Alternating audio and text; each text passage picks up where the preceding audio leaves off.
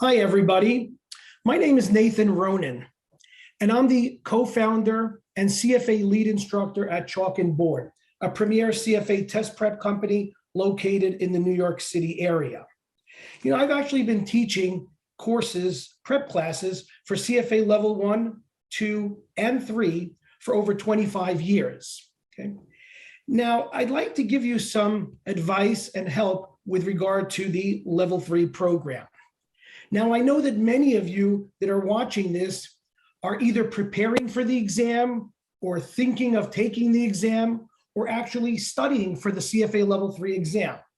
So with the few minutes that I have with you, I just want to give you some numbers and tips to get you started and actually motivated to prepare and pass your exam on the next try. One very vital statistic: every year, approximately 50 to 60% of the Level 3 candidates who actually sit for the exam don't pass it, despite actually studying for the exam. Okay. Now, in that number, just keep in mind, there are a lot of people that actually register for the exam, but never take the exam. They are not included in that statistic. It's only that 50 to 60% of candidates that actually don't pass the exam. Those are the people that actually sat for the exam. If we actually included all those people that registered for the exam and didn't take the exam, the pass rate would be even lower than what I just mentioned. So that's very important. The competition is stiff. A second statistic that you might want to keep in mind is that 50% of your Level 3 exam is derived from the first session that you're going to take, which is a group of essays or constructive responses, where you'll have anywhere between 8 to 11 or 12 essays with multiple parts to it. And they will tell you how many points each essay is worth, but they will not tell you how much each part of an essay is worth. So you'll be told that the first essay is worth 20 points, and that's all you know. And then you got to spend about 20 minutes or so answering that essay and all parts of it. Okay. It could be a little bit frustrating at times. Now, unfortunately, even though the CFA Level 3 exam has a 50% component in the first session to essays, you have to keep in mind that most candidates they disregard that. They don't even think about it. They don't study for it. They don't prepare for it. And they don't take the adequate measures needed to address the essays the way the graders are looking. This is one of the main reasons why Level 3 candidates fail to pass the Level 3 exam.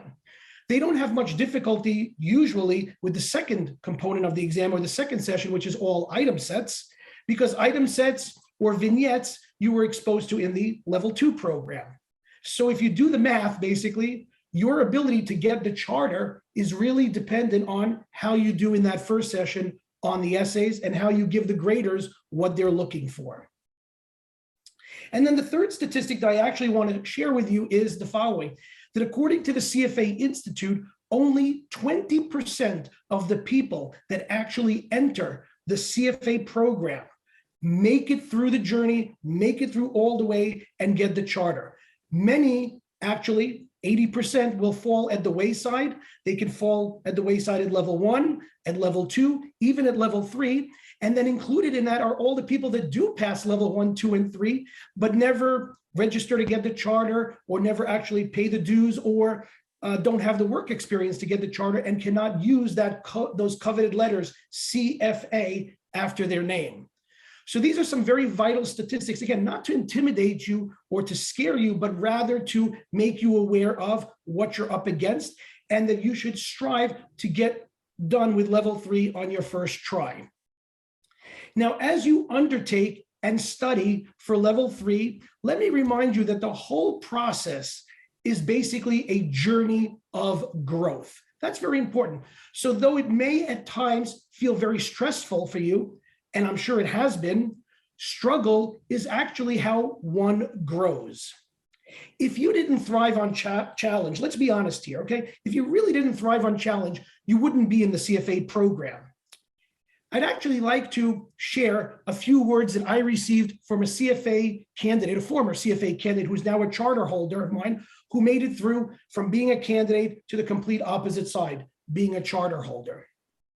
He wrote to me and he said, "Hey, Nathan, thanks to you, not only did I do well on all of my CFA exams, I also did very well in the financial services industry. After I got my CFA charter, I landed a job with JP Morgan for a number of years.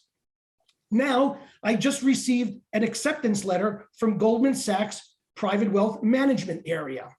And I'm very proud to say that I signed last week.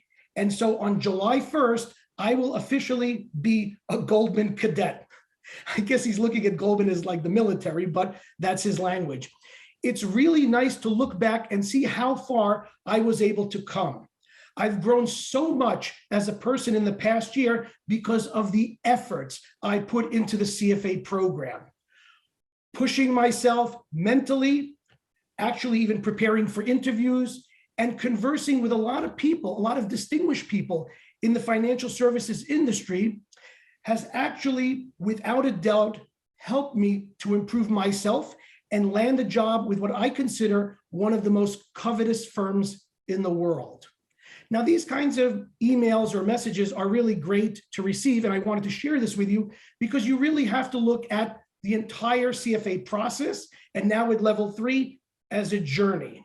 And you have to remember that, hey, this is not level 1, this is not level 2. So I can't use the same strategies and the same focus that I had for level 1 and level 2 and try to pass level 3, because 50% of that exam is essays. And I don't want to leave 50% of my points on the table to chance, because the higher likelihood is that I might not pass.